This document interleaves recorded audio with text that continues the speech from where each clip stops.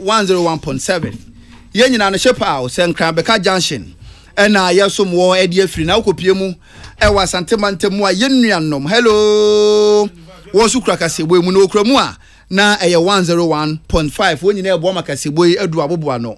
radio stations na dos papa Ghana ena monone wo nyina no okura kasebo mu Facebook no so kasebo ni twegu o so live wa na eye peace 104.3 wo benya bia hwe comment so de atumbre pam ya gibre na ya kenkan e dia ma onansem bia betodwa no se kasebo mu bi enie Omampeni na adodankwa Akufo-Addo ene wogina paso na ene oman ne bobre ankasa de etwato wo de etudwa wo mrahye bedwam na ensama wodo a etu odwa ne bi no obete e wakasebo mu na omampeni kenkan oman Ghana ye bobre ewie ye no mrahye bedwafo dodo na so kire wona adwen edifa ho saso so ena ensem bi a edi mu akotene no wakasa ye edifa wase resource a eba betu odwa ne bi ehu na enu akire no na elembele mrahye bedwani wodi tudwa so o man Ghana bebi ye gina no enye o man panyin na ado na be kire mu da kire Ghana for December boso abato Ghana ekwani mu no Ghana for akire ne wona adwen akire wo mu na edom kase no ba no dani onumonyamfo Alexander Afenyo Markins wono so ede nsem tudwa bra mampani ano etoye e wo so na no emu na ensem bai ene wodi tudwa wo ye ne nsem dodo na no na ebetodwa ewo anwumre no nsia kase boyi eso kasebo mu aseda no enconfirm Ozone Chemist na the Ozone Garlic Capsule sabadwa so MTN was we did for you everywhere you go. High Sense Ghana electrical appliances papa the omajosu any High Sense Duffel roofing system so what is she biaba what you dey awie usi adan ton brei never gin chance for kokuru dan so bre pam no abetua e de amampenfo budget cash and carry e the blow gens energy drink abadwa so ubisa na wo fie so wana bre so energy drink be na wo no mo be ka kire say e blue gens energy drink ufredi a na wa pebi na wo dey check how far Raoul's Pharmaceuticals e the medron wanwa so bi abadwa so ntima wanya kwan na wa yusu bi odi ho adanse ye wo se ye papa entu yo ba ye ho aduru obe ye ho aduru so de a na a high lady virgin feminine wash and I say high lady mesha eboa mapo paidu na kagina mu this way chocolate drink no hia no se no a ene unsu we special so jaso special range of drinks nsu nie best point best assurance you tun chine ka ho bi wonyina ebu achidom na nadwi yesi nkonwa kasepo ye de eba besom wo akenkanfo eye me Sadat Mohammed Meni Nanama akoma befi eje ni mbwatin ye dwesuko akonsem nim ena Ghana mampanyi nana adodankwa Akufo-Addo my Ghana ye bobre eni ye gina bre eye state of the nation address Trinity FN sona o mampanyi kenkan ye e my Ghana mra shebedwafie e ma Ghana fo nyina so no etibie na o my Ghana mamra article 67 no ene she o mampanyi se oba besom o man mu na wo kwa o my Ghana ye bobre no e wo so otimi kenkan ansa na odwumadi a wukura mu so o mampanyi no wo de ato ho no mo na o mampanyi na ye ni se ya wie no Nyankopon ya adom so ayedwode wo ye ni mu Emesebedwafo ye hu omo e de F parliament no omo so omudwumadi nyina no ye de badwe ye na ya bokwan e de ma foforofo ya to abade am omo e na dadafo nso a Ghana fo si won so no na won so no aba na obefiri ondwumadi ase na aboa ma mrasebedwafi ondwumadi no atumi afa ne ntoma pa e de fira na dakro no ye adwoda no so no be ye du ba kum ho no so no emrasebedwafi ye chia me foforo se ne wo hoi na eto ne dwumadi so se foforo e na ye to abade am no wo de na be de kire mienu so no empinfo be de wona di a kire Ghana fo nyina anadwo kronkron na wadi mrasebedwafo foforo ne adadafo mo benya kwan na o masom e wo 9th parliament mu no omunya no edinse na chiso omudwumadie atimi afirase na empenifo akire mu se ne beye na ensentro ni bi asabi ni munhya danye duro onkonko gina baabi na ene wontiye onkotungu mfrema ma hoyo bi amba no wo yensemtro ni na ne yebekọ so parliament no opese wo betie na wo se magana fo nyina hunu bi a wo behia tumi krata accreditation ansa na wotimi aba ho na kyese ne yekọ so no de wani abehwe bi wabo ho de wura na so wadi ho nkomo amagana fo nyina so no atumi atibi na omampanyina na adodankwa Akufo-Addo ne state of the nation address okenkan no na wo kire mu say wo hwe senia Ghana fo yesi pa adwuma na dodo na de wondwetire akose dwadie mu kantamanto na anadwo da suo mu obesore yesi honyim nyina hye amanfo dwetire ahye a na wura ho no ho pa omampanyina kasafa ho who have lost their goods and investments. Government stands with you and will work with relevant agencies to ascertain the causes of the fire and to provide the needed support. As a nation that is united in compassion and solidarity to help those who have suffered losses, together we can extend a helping hand to our fellow Ghanaians in need during this challenging time. ɛno akyire no ɛna ɔmampanyini na adodankwa Akufo-Addo wɔkasa de atudwa sɛ ahemfo ntem kuratwe ɛha adwempo pa na ɔma bia so ne hɔ no mu ani mpuntuo ho nsɛm no ɛbɛtuma gina brane wabra sa ɔman no oni asundwe ɛno nti na ɔman Ghana se yɛpa asundwe a yɛnhwɛ hu ni sɛ yɛpempuntu asundwe ho nsɛm de yɛntoto nase ne titiriw ɛne bɔkɔ. It gives me no great pleasure to state that an important and integral part of the fabric of our society and the hallmark of our tradition, chieftaincy, continues to be a source of insecurity and destabilization. Upon coming into office, we worked hard with considerable assistance from the Committee of Eminent Chiefs, Otumfuo Asantehene, the Nairi, and the Yabonwura, to bring finally a resolution to the conflict which had blighted the ancient kingdom of Dagbon for many years. Bringing peace to Dagbon remains one of the high watermarks of my time in office, and I have been looking forward to counting it with pride as the top of the list in resolving chieftaincy disputes and conflicts. Unfortunately, the sad situation in Boku must necessarily dampen any enthusiasm about the resolution of chieftaincy problems elsewhere. It is a matter of great regret and distress to me personally that in spite of our best efforts, the Boko conflict remains unresolved. Enu achire no ena omampanyini na adodankwa Akufo-Addo ochirem sei eba galamsey ku anaban no omabom homode mpo apa na galamsey ku nkuro ya na chese nanso ne presidency ode kwoto so na afimpi no ene aduonu abato ekwo yere mrase badwafie adwa no ekoche mu gen ema ndisi konya afa ema MPP dodo na ade ohwereye. My swearing in my first term on 7th January 2017, and early on in that term, I made a public commitment to tackle galamsey, the phenomenon that had been ravaging our environment and destroying our lands and water bodies in the pursuit of mining our gold. I knew and was very much aware that fighting galamsey was not a universally popular position for a president to take, but I felt strongly enough about the need to protect our environment to say I was prepared to put my life in the defense of our land. Speaker, the fight against galamsey led directly to the loss by my party of several parliamentary seats in the 2020 election, and to the makeup of this 8th parliament, which affected the implementation of my policy agenda and impacted the second term of my presidency. I welcome the many loud converts to the fight against galamsey that suddenly appeared in the run-up to the 2024 election, and I pray that more and more of us get to embrace the need for the protection of our lands and water bodies. Enu achire no ena Ghana mampani na adodankwa Akufo-Addo wosan dia pisu biem so oman Ghana akwa bakose mu a bibre mu nyina no yaba be oman odikan ewia so nyina so no yakoye oman wotoso mienu a yede hyehyɛ pogu apono so bebo yakwa ebretu ahodo ho ban a eka Ghana Red Plus program hyehyɛ no ehu bi.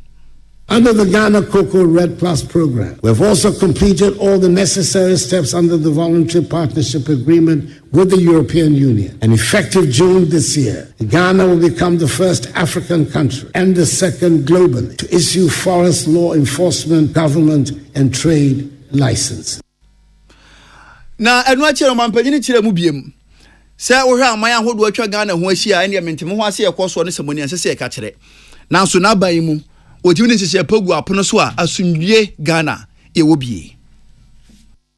Speaker, the first responsibility of a government is the safety and security of the state and its people. I'm happy to report that our country's territorial integrity is intact and all our borders are secure. In a neighborhood of widespread instability, it is no longer an assumption that we can make that our land will be safe and secure. Ghana, by the grace of God, remains the only country in the neighborhood that has not fallen victim to terrorist violence. It has taken a lot of concerted effort, and dare I say a lot of money, to enable us to protect our country from the ravages of the variety of terrorist groups operating and destabilizing other countries in the neighborhood. I wish to pay great homage to the security service and their ministerial leaders for the work they do every day to keep us safe. Na enu achire no Ghana mampanyini chire mu biem. Se na na ni swadi hunu. So obema Ghana mani da so a gidie ewomu. Afen so kabema menka bia di adwuma so oman no obebo ho ban na atimagina brane. Na wo kine bi no. So obi wa bibrem aman bia so na wo pe ba bi wa bibrem na wo de ni achira kwa kobo bera waka se oman bi ho ye friend Ghana me kwa e ho de medi. My vision has always been to see a Ghana that is self-reliant, prosperous and united, a beacon of hope, democracy and opportunity in Africa and beyond. That vision remains undimmed And I'm confident that the strides we have made together will propel Ghana to even greater heights. Wey ensem bia Ghana mampanyi Nana Adodankwa Akufo-Addo yitu dwa wa bra o my Ghana ye bobre ni yegina bre State of the Nation address 20 friend sona na okenkan Ghana mampani Nana Adodankwa Akufo-Addo Ghana PSC agina paso de ensem etudwa efa oman ne bobre ne mpempenso a wode oman no agina ewo ne mpuntuo sammuo ne kankro sammuo nyina wo mrahye bedwamu enne dey no ensem bia wasan ede etu edwabiem na efa wasi resource a ebeto montre so December bosom da na etoso aduasa no a wo kire mu say resource anase nsunsuaso a epie eba ye ewo emofra no wo mo enso hwetwero mu nyina no we no From 2020, when the first cohort of free senior high school candidates sat for the WACC, Ghana has consistently recorded over 50% of candidates scoring A1 to C6 in all 4 core subjects. This marks a stark improvement compared to the years prior, particularly the period when pass rates in core subjects were largely below 50%. This year's results, the 2024 results, have maintained the laudable trend from 2020. Indeed, only 51.6% of candidates achieved A1 to C6 in English in 2016, compared to a much higher 69.52% in 2024. Yamampani Nana Adodankwa Akufo-Addo adushobo ya mananso ho a wasanso akasa ye de fa free senior high school policy a wode etu dwa no ho ene eye empempenso a etimi adru na afenso mfaso a oman no enya ede afiri mu sei ene no so kan no.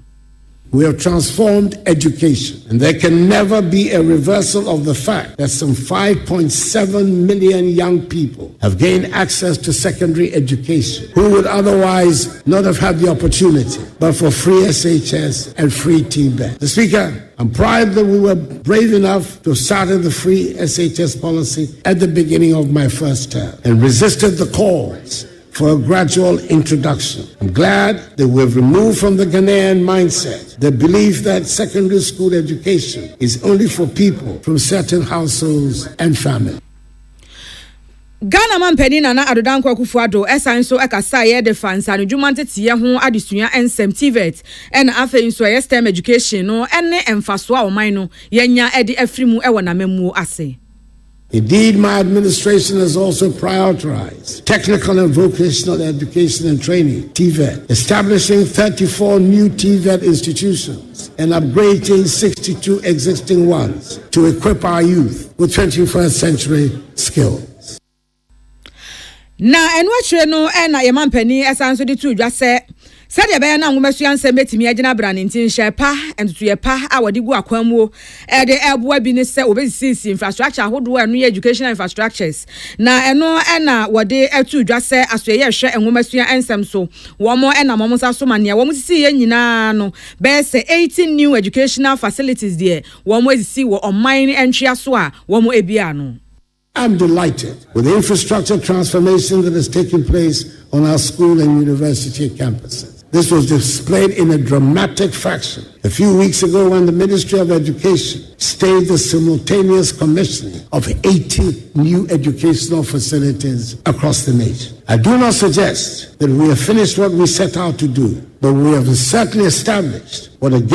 kindergarten is supposed to be like. We've established what a primary school should be like. We've set standards for what constitutes a JHS. Science laboratories are now integral parts of junior and senior high school. Afei eba no obade ne power de adom yen e wasase ase no natural resources no. Wachiremu se Ghana Integrated Aluminium Development Corporation and afe Ghana Integrated Iron and Steel Development Corporation ni nyina no a wono esi ye no eboa ama anamom fi de dwuma ensem so amietimi aye ho adwuma oman no so enya so mfa so brane ewo ho. The establishment of the Ghana Integrated Aluminum Development Corporation and the Ghana Integrated Iron and Steel Development Corporation has laid the groundwork for the industrialization of many of our natural resources. These entities are expected to generate significant revenue, create jobs, and enhance the value addition of our natural wealth. Each of these initiatives was guided by the vision to harness Ghana's wealth, the benefit of her people, ensuring a legacy of sustainable development for future generations. my Ghana kwa ebretu ensam so adode yetade ensam tudwa a wo kire mu sei sa wo hwe ane yakwa ebretu ensam no agensere pene mpate kukura na enua hodo no ana ne yabu aguo yetwa aguo yasai no ne nyina no eye enipa asobrache enti na so womo enam nsa so ema wo behwa Ghana Forest Plantation Project no ena afa Green Ghana Project no so ema wo mutimi edua enua ebeboro be se 50 million trees ema sabrei be se mfinhia 90 mu no enua ne nyini a esan so ahye yakwa ebretuo no mu ensem eden. We continue to work to increase the forest estate of our country. Under the Ghana Forest Plantation Strategy, some 121,000 hectares of degraded forests were cultivated between 2017 and 2023. And under the Green Ghana Project, over 52 million trees have been planted in just 4 years of its implementation. In 2023, Ghana became the second country in Africa and the third in the world to receive results-based payments from the World Bank Carbon Fund for reducing emissions. Amampeni na adodankwa akufuado ama na nso a wo kire mu sese de beye na apomuden ensem betimi edru Ghana de hye bia aboboa no nti ene wode agenda 111 project no ebaaye enti wonmo ehyaase a wo mo esisi eye apomuden atena ya wodo na afenso apomuden enwumaku awodo ne ayasabia wodo no a wo mo de eboa ewo kwan soronko so na adesrede a wode tudwa ne se eye aban foforo oba befa abenwa no adi so no wonhwe se agenda 111 project no wonto na saweram. The most important intervention is the Agenda 111 project we have embarked upon that aims to place a hospital in every district. Out of the 101 district hospitals and 2 psychiatric hospitals on the project list, there are 99 district and 2 psychiatric hospitals where contractors are deployed and work is in progress. I'd hoped that construction would be completed on all of them, but that, alas, was not to be. I'm pleased to report that on December 5th, I had the utmost pleasure to commission 3 of the district hospitals. Progress of works on the other 98 active sites range from 5% for sites whose work commenced recently to 95% at other sites. I'm hoping that the incoming Mahama administration will ensure that the project is completed to put our health infrastructure on a sound footing. COVID-19 ano no beya yade age aboso owiase nyina ebi nso anyi Ghana mfrimu na ebi dokro omanti asemai Ghana nso no wo kire mu se na memuo empenso na bibisa eyi niti enti wontumi enkwa wabra wonka ho asem no nso de okade to ho anaso okade fa ho eni. During the COVID-19 pandemic, Ghana emerged as a leader in Africa, managing the crisis with a balanced approach that prioritized lives and livelihoods. We were among the first countries on the continent to secure vaccines and roll out a comprehensive vaccination program. The establishment of our own vaccine manufacturing facility under the supervision of the National Vaccine Institute, a body created by Act of Parliament in collaboration with international partners, is a testament to our resolve to build resilience in our healthcare system. In the spirit of transparency and accountability, a parliamentary audit was conducted on the accounts relating to COVID-19 expenditures, reflecting my government's attachment to accountability and the effective stewardship of public resources during a time of crisis. Amampeni na adodankwa akufuado echiremu a One na memo penso ena National Ambulance Services Revitalization Program no wadan wadie enam so ema ambulances awodo na eye adwuma beye se 55 no womo etu mu nchene ema ene ambulance a etimi ejina ne naso a esanso abo adwuma den a ekoba ne se putupuru ye hia ambulance na yetimi edi obi afiri baabi akwaja yarehwe anase yetimi edi na kwakopie mu ayaresa bia ene bebro be se over 300 ena cc an ye wa eje enkwa ahodo. We launched the National Ambulance Services Revitalization Program, increasing the number of ambulances from 55 barely functioning ambulances to over 300, ensuring timely emergency response and saving countless lives. The strides in healthcare reflect our collective commitment to build a system that prioritizes the dignity, health, and well-being of every Ghanaian. Ghana mampeni na adodankwa akufuado echiremu a National Health Insurance Scheme no kane no na womo anu womo wo so no be 10.6 million eno ye 2016 mu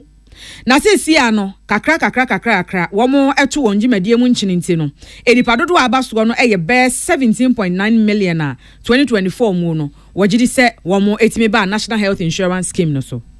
We've revived the National Health Insurance Scheme, which at one point before I came into office appeared to be reverting to the days of cash and carry. The number of subscribers has risen from 10.6 million in 2016 to 17.9 million at the end of 2023. The renewal of subscriptions being facilitated by a tap on the mobile phone and the scope of the scheme being broadened to include treatment for sickle cell disease, kidney dialysis, and childhood cancers.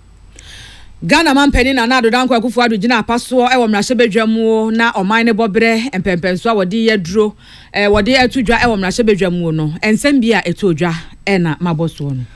na State of the Nation address ya course we ne no oman penny na Adodan Kwaku Ado sa chire mu se wo hwe na aban mu a 2021 ene 2022 ene na aban ne bo no homodin po pagani sika sem sabre no na ekoye inflation po wo ha mu chiche mu nso 7% ene na ni gina. And in 2021 and 2022, we were in unaccustomed trouble. Our economy, which in my first term had been widely acknowledged to have performed creditably, marked by the longest period of single-digit inflation, 7% average GDP real growth rate, and strong external balances, was on its knees. The government's difficulties in Parliament, with the slimmest of majority, gave the impetus to the international rating agency to trash us on their assumption that we would struggle to get financial policy measures passed through the legislature. We faced the problems we encountered with equanimity, took a deep breath, and decided to apply for an IMF-supported program, dubbed Post-COVID-19 Program for Economic Growth, PCPE, in the middle of 2023. The implementation of the program so far has gone well, even as it has been challenging. Na oman penyina na do sa chire mu biem.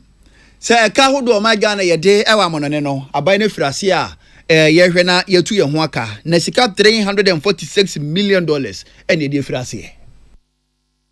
I'm happy to inform the House that today, 3rd January 2025, my government will honor coupon payments to our Eurobond holders amounting to $346 million United States dollars. We cannot afford to default on our debt repayments. That's advice that I want to give to the incoming finance minister. These achievements demonstrate our firm commitment to the policies, structural reforms, and program objectives and targets under the program.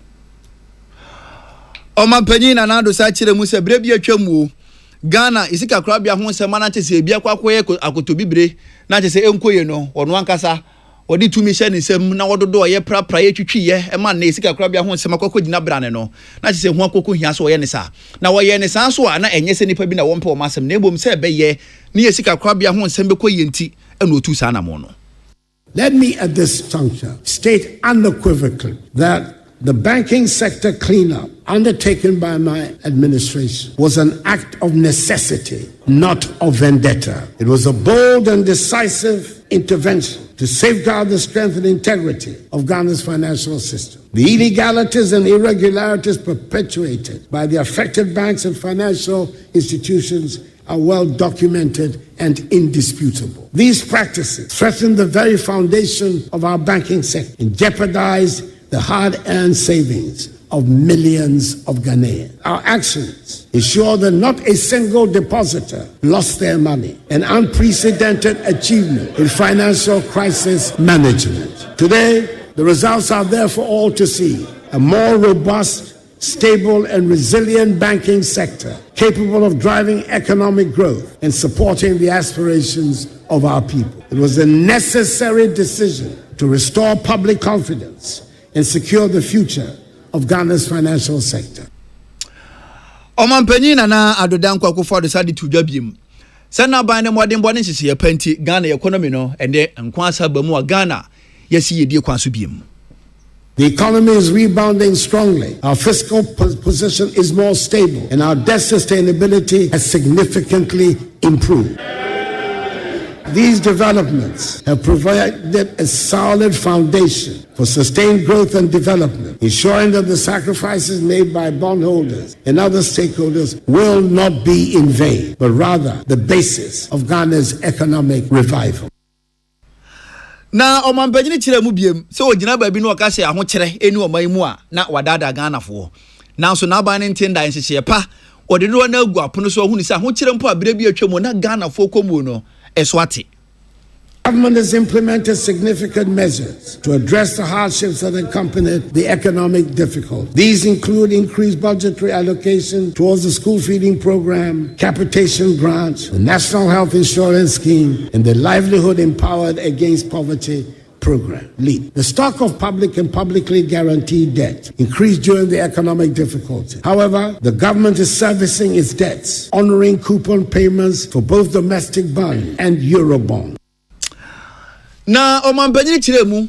sɛ ensɛm amanfoɔ keka sɛ ne omanpanyini na adone na aban kɔ die ahokyerɛ nko a NPP foɔ wɔde Ghana bi kuma ɛsan sika bi ni baabi na NDC foɔ ba besom ɛda tetere ɔman no omanpanyini kyerɛ mu sɛ obi kɔ gyina baabi na wɔkasa nipa no yɛnse ne hu wɔkɔ yi sika $80 billion ɛna wɔgya de ama ɔman no enti Ghana yɛnyɛ hia man ehia yɛ saa enti obi gyina baabi na wɔkasa Ghana ehia yɛ a nipa no yɛnse ne hu na ɛnyɛ no korɛ. Mr. Speaker, the country is not broke. As some propagandists want us to believe. We're handing over the country with gross international reserves of almost $8 billion United States dollars. Where ensem bi ane State of the Nation address Ghana mampanyi Nana Adodankwa Akufo-Addo kenkan no wode etuja. Yanto amampanin samu a wode egu akwanso e wo mrase bedwa mu enne no emfa mamu na ba akwa wasan de tudwa biem we ye eye ahonene atenaye no kire mu se wode enhyepa e na de egu akwan mu a wa ma ahonene atenaye no nso no atimi agyan na se peme. I'm very happy to say that I leave office with the lights on. This achievement did not come without its challenges. When my administration assumed office, we inherited an energy sector legacy debt of $2.5 billion United States dollars. The Energy Sector Recovery Program, developed by government and the World Bank, projected that this debt would balloon to a staggering $12.5 billion United States dollars within 5 years if no decisive actions were taken. We knew that such a scenario would cripple the sector, undermine investor confidence, and plunge the nation back into darkness. Mr. Speaker, we got to work immediately. Through tough negotiations with independent power producers, prudent financial management, and targeted interventions, we've been able to stabilize the sector while keeping the lights on. I'm pleased to report that we've kept the energy sector legacy debt to $2.5 billion. The same level we inherited, and have averted the $12.5 billion debt scenario, despite the rising costs of energy production and the global economic challenges that have unfolded during my tenure. Amampani Nana Adodankwa Akufo-Addo esa de nsem ni bi mu to aso a wo se eba no ketashe proyekan kan dream ne ko anase okon yeso a wo so nyina no a eno so wo de nhyepa gu akwan mu a wo de ehwe ho senkaye pa ene kwadubofo a wo danso eye na tena ye no ye special prosecutor atena ye no ene wo de enam so em wo de kon ketashe pa.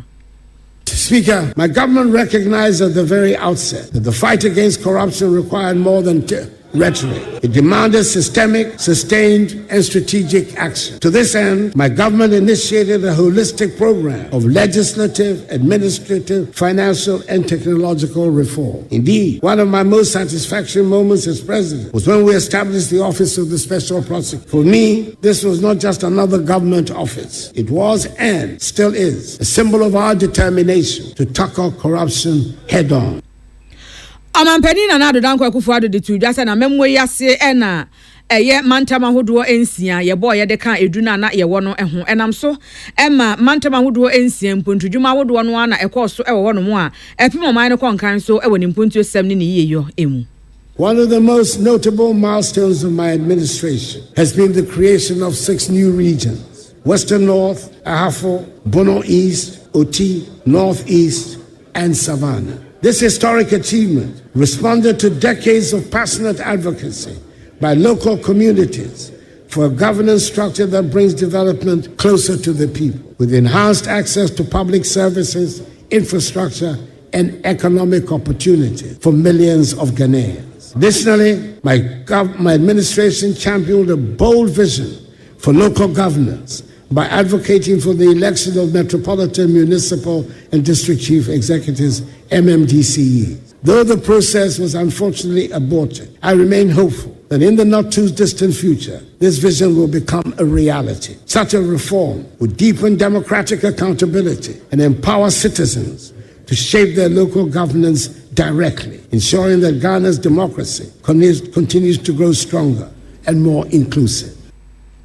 Ghana PSC amananso wa wɔkyerɛm sɛ sɛ de bɛyɛ na akɔbɛde ensɛm so betimi afa ne ntampa frɛnti akwan wodo ana atete apansam sɛ ɔbaabɔ ne nkwan nyinaa no ɛne wahwɛ ama wɔtwitwa bi agugu bi so asphalt ama akɔbɛde ensɛm ɛfa ne ntampa frɛ yie bi kurampo egusu a ɛyɛ under construction a wotumi sɛ contractor for ɛwɔ wɔ akwan so a wɔn gusu a ɛyɛ ne nyinaa no ɛboayɛ ɛma akɔbɛde ensɛm no ɛfa ne ntampa frɛ yie nti wayɛ bi.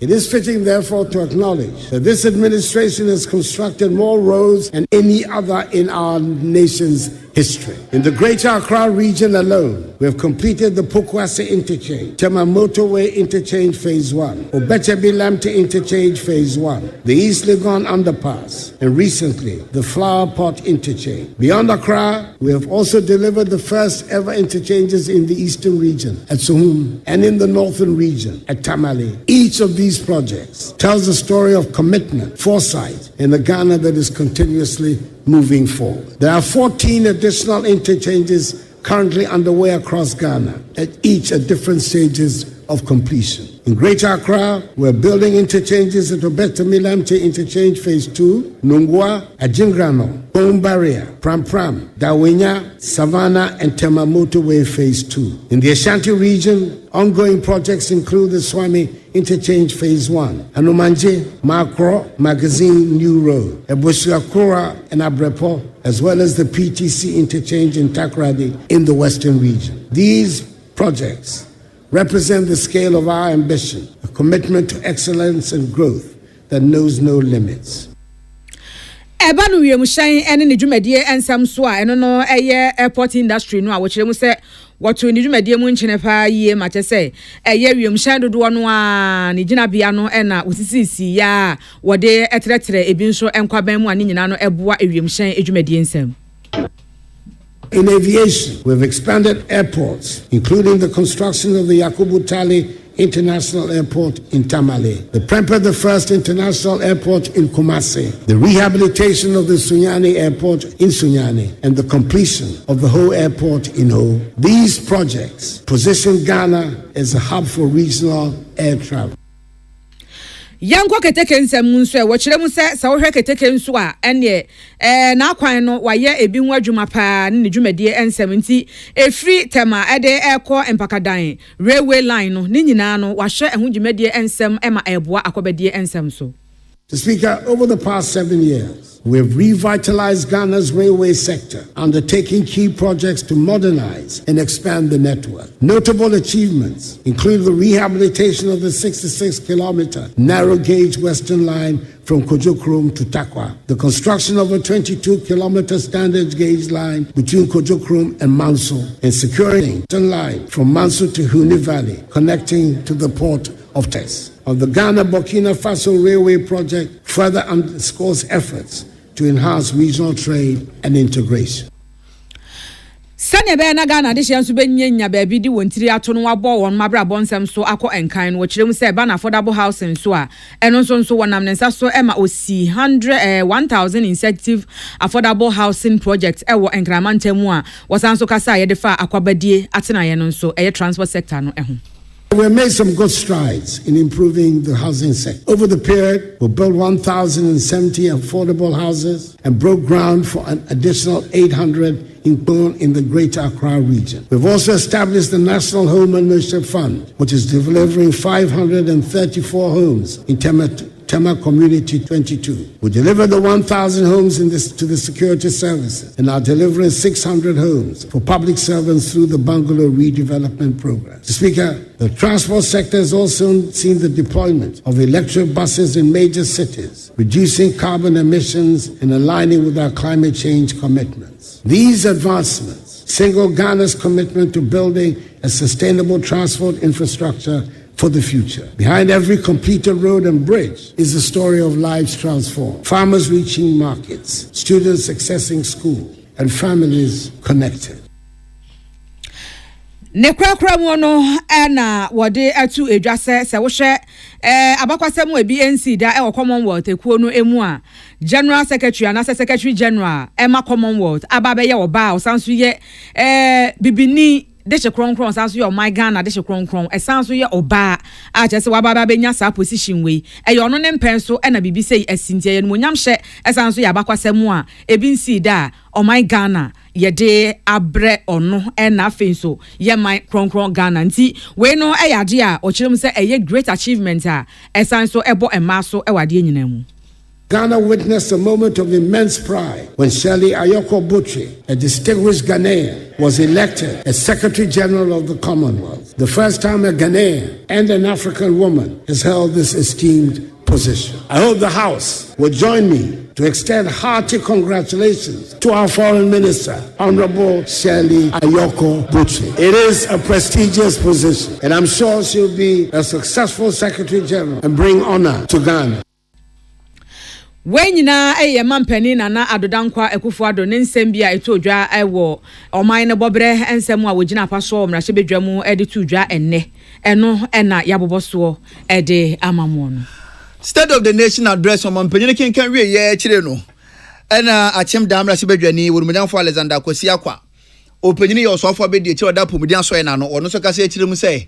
NPP mbode ye osoro kura bedi ho adanse ena wampanyina na adone na ban o ma som Ghana som papo apa ene ebra COVID-19 yare yi ni ti na Ghana fo nyina hye demo MPP aban wo che nnuane na wo che nsuo na wo che nkane a hwe se ne wiase aman krompo susu se wo tumpon se ne yare di wo munya na so bra Ghana behwe enche pa NPP di gu apono so nti yare atwa mu bokọ ni perfo mu to na mo nse dumpo ye kan ye no na wiase aman po mo nje Ghana ndi afio se hwe nhye agenda 111 abane de baye wonam so sisi ya sabia dodo na wo Ghana fo na nyina enti LPP modern body edutwam minority there where the nyadia omobeka president ayade esa segara politics no said ye no sa nanso sebe edru baby a president oma the account on health na obo agenda 111 so no yenyan no mote yenchen baby ka say yenyan to yi blocks so a womo to agenda 111 so nanso yenyan nim de bia meka say president Nana Addo Dankwa Akufo-Addo ene Dr. Mahmoud Bawumia ene nya adwene say Ghana ye hia 111 more hospitals dia na ndisi for no bodi abro it is yetimi asase ye edru baby na se ne ye fi abamu a wo muntimi nka so mo metoa so esa sa adwenkura ye nya ya ye di CCC hospitals ahodo ewo all the districts are NEB no e ya adwene pa ye san so extra health insurance ye ba bamu no da ye wo baby health insurance di padodo no ewo ye be fi abamu no so ye nim di padodo a edom health insurance say ya dia enya adwuma pa e ka by this time di padodo na no efim ana say wo mo register so na nipa dodo na dey pu e ko register health insurance. Oromanyamfo Alexander Kwasi Akwa opanyini ye osofo be de kire oda pomudin aso ye na no ono anso ne achem da amrahye bedwani ene odi nsem se ye tudwa ne kase akire no doma itim rahye bedwani oromanyamfo Paul Aprekuchum berema ono se kase ya wo kirem se no mampanyini kenkan ye no ene Ghana ye foto mu sika o mampanyini gya no ho ede ama endi saban ya wo ba no ebi adanse se Ghana ehia yen se na nipa bi keka no. Osha President share in my power over the 8 years Obeja Ekunanum Ediama NDC4 at a stage of about 7.2 growth rate in terms of economic development. Clearly that is high, better than Omdijai, and we are hoping as they are about taking over, they'll be able to find good and ways and means to sustain the economy. Clearly, would you 2 minutes enye hu saa but wo maintain sustaining and ya dey edi media mega Germany and is for say e mo mani nje sisi a omo nto mo boase say na anu bi anso agi a eni gi afi e ba ya omo se ye ne the west people e bi omo so betun ato edi media mesro mo so omo nto mo boase mo nko na mo nsre Ghana fo nsem sra ne Ghana fo mpae na mo omo mum e no na be hia na say there I say tutura sem ne no mo ye no e ya ye too much edi media mesre say omo nto mo boase na ne hia ne say omo nko na Ghana fo to aba mo so na ye ma no omo be boa no mo nya ma e no na hu hia Olumanya for Paul aprekuchum berema openyere yin esi ade hye wodoma Easter na mu omrase badwafi ena wono nso ede ensem sei atudwa na ne kasa akire no penyina be de akire wote adom kuma no ono anso ne bandam rase badwani Olumanya for Ahmed Ibrahim so kasa ya wo kire mu sei so obegina ba bi no kasa RPP bo no homoden eno nti wo soro kura be di ho adanse na sebi nipa no nim ne awoka NPP modern bo no ena Ghana fo wo di ho adanse wa bre okwa abatu mu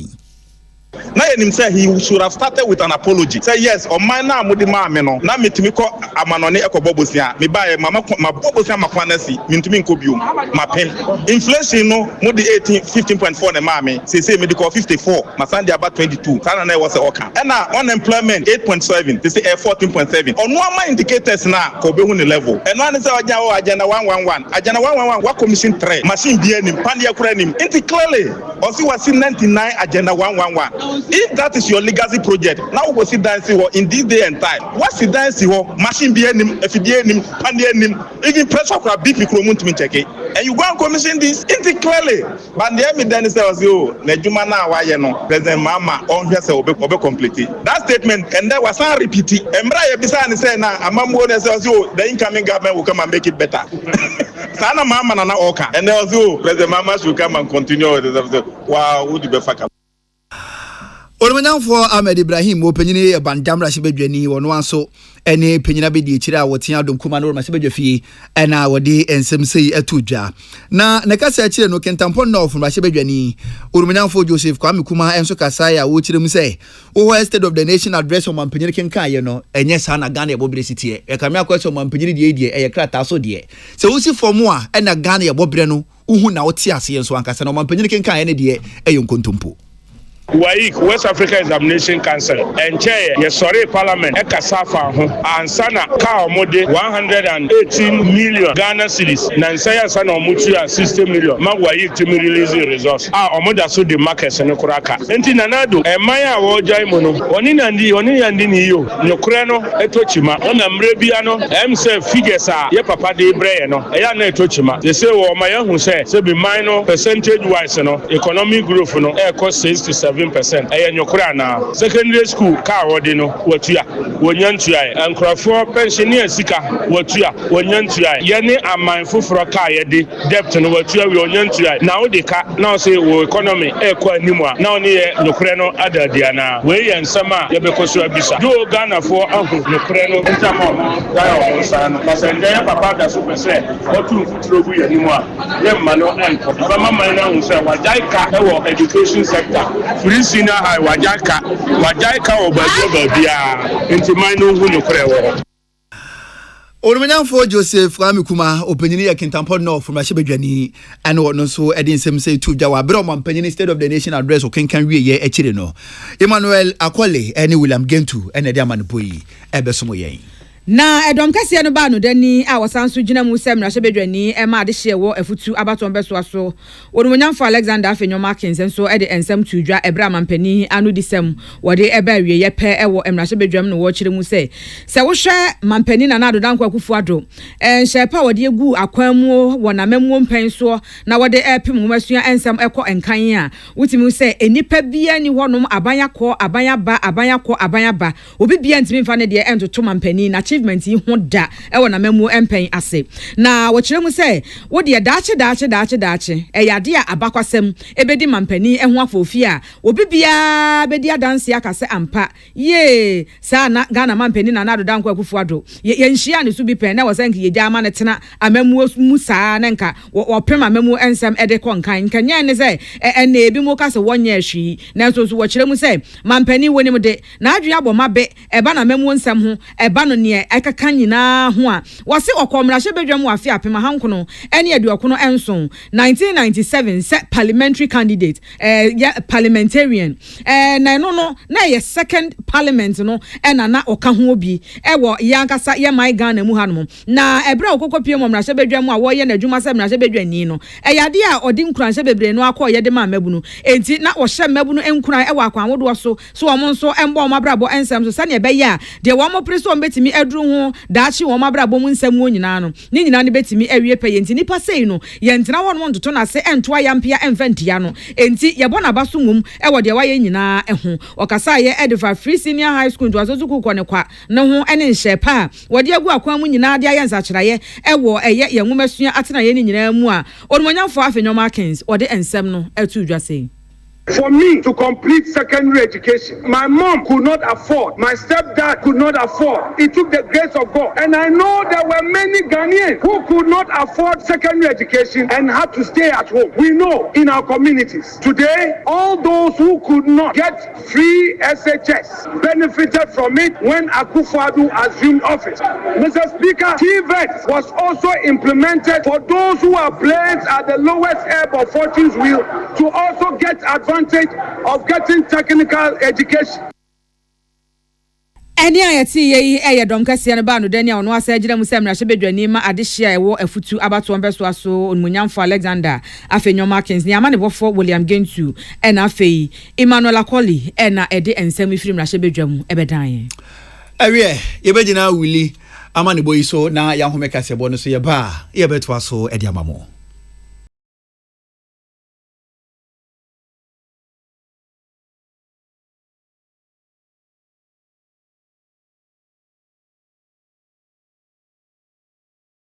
Happy delightful June. Wachulala, swachulala, chichi soso.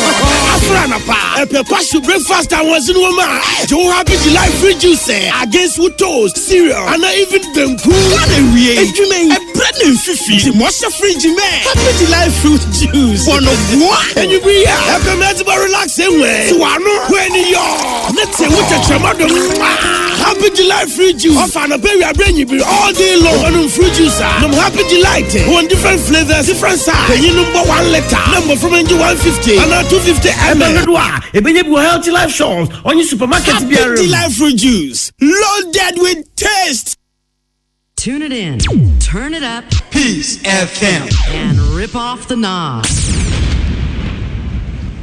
Ghana this year mamunyana kwa ba nyumre no nsia kase bo na wasugusu awutie ye to akase bo no so edamamoa.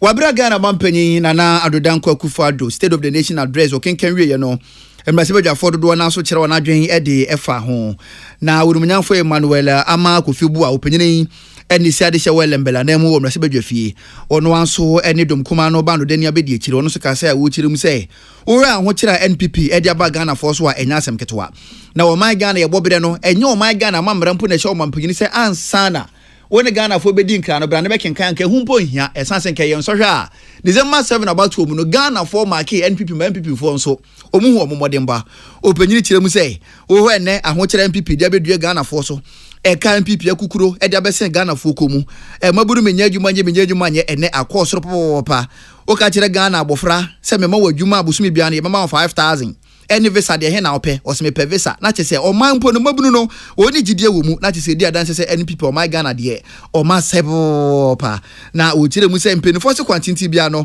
ya na ewie krutia na to hwe krutia NPP di Ghana akoko gina ho no mo aye kru foforo de ama Ghana fo a che se Ghana fo o my Ghana mpo ye ni mo o man no na ye nte o man na sibiem.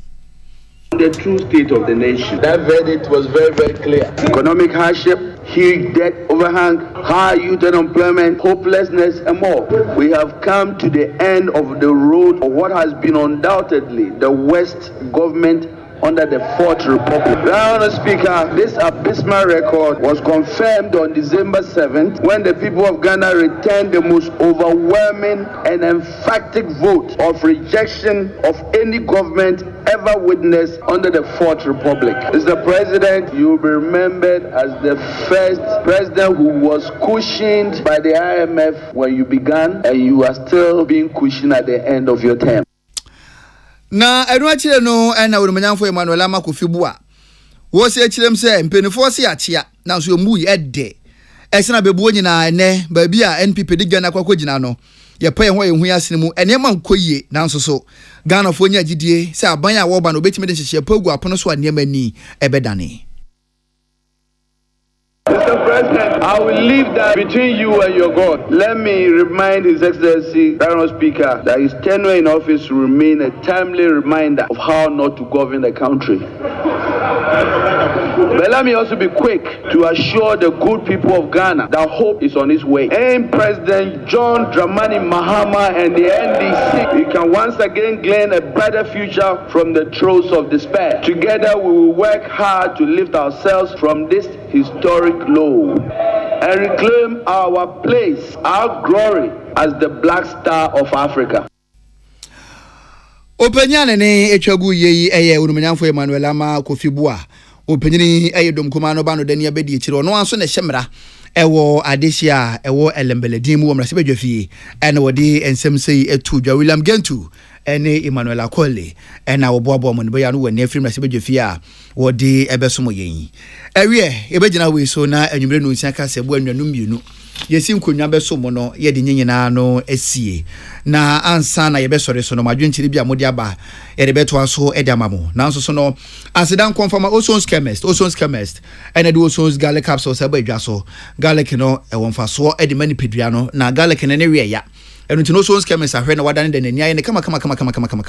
ehu hia so obewe na wakonyinya wanimu bi anie ni onya nsuo mu ne to yam guna garlic so mfa so nya no benya bi woni pedua ni mu. MTN we dey for you everywhere you go. MTN yen so kania emfa hwene ni manager High Sense Ghana we say everyday prices for everyday people. High Sense say electrical appliances papa the omunyina no majusu any High Sense nti say refrigerator na ope, chest freezer, air conditioner, television, gas cooker, electric cooker, washing machine, smartphone, sound system, rice cooker, blender na uhianko ade anado oni akire mu e wo High Sense Ghana ne bo no so de air for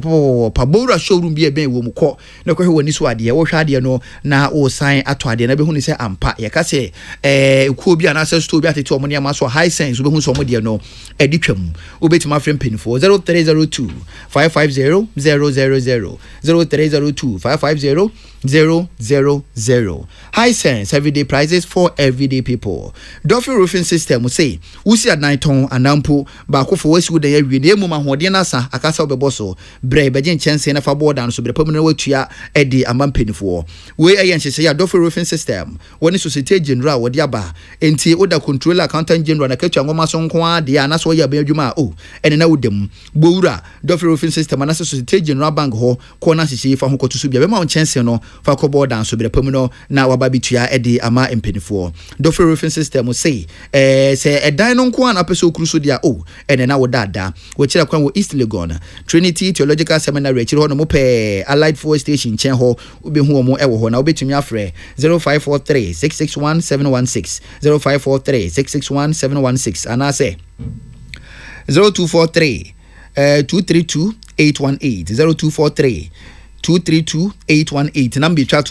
0308 040 096 0308 040 096. Duffel roofing system. Where you think roofing, you think Duffel. Budget cash and carry energy Blue Jeans energy drink. Abejaso ubisana na wufi se wa breso energy drink bend with nimu obeka chiro say a Blue Jeans energy drink. Be yen finche dunu ni echiri ni and a Blue Jeans energy drink asum Ghana for na omodin boni papa e yenti no amanfo beto omo mokọ Blue Jeans energy drink da so Ghana dwaso na wonom no na eboa emu ahode no na esiama wonwani dure bebo na sisi ni pedua no edi ama wo nutrients ahodo ne vitamins ahodo vitamin B2 B3 B6 B12 nyina no ebi ewom taurine guarana na mpinfo da ye Blue Jeans energy drink nti wonom no na wapomode ho nsem no esan aboa na watumi agina brane we ye be ma no meyeyi wo ban so no mu yeyi ne dodo mu abetima fra budget cash and carry limited 0208 128 190 0208 128 190 and I say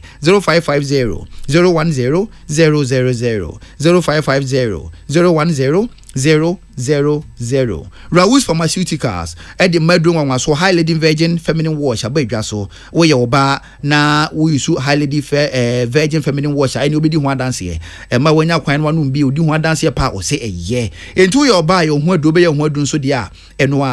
any high lady virgin feminine wash. A man say would you say one web what a check ebechi saa nti wo yoba na onye bi emphasis ho a na wakwakopi bi na beboa ebechi senia wankasa na opɛ no woba ya na nsuo bi etagu a enhyada enye nika woba ya na hemfie ho no mokekawo ase yeast infection bi ni ade no kono kopɛ highly virgin feminine wash na fasisi ho na be hunu se ebedi wakagina mu sanso na highly virgin mixture enso ewudwa so woba ko fikyira sebi oti ya wo ya ase eneba adechie na etwa eneba adechie na etwa woba so krampo ho no mabosome nso emane nko fikyire kafra menu aba nyakopon bo se bosumi bia no ewo so ko fikyire nti wo yoba na bosome nso ema wo nko fikyira no hunu se wo haw bi wo ho kopa no waduru no enwa ene highly virgin mixture ebedi wakagina mu ne dodo mu abetima fra Raoul's Pharmaceuticals 0248 707 270 0248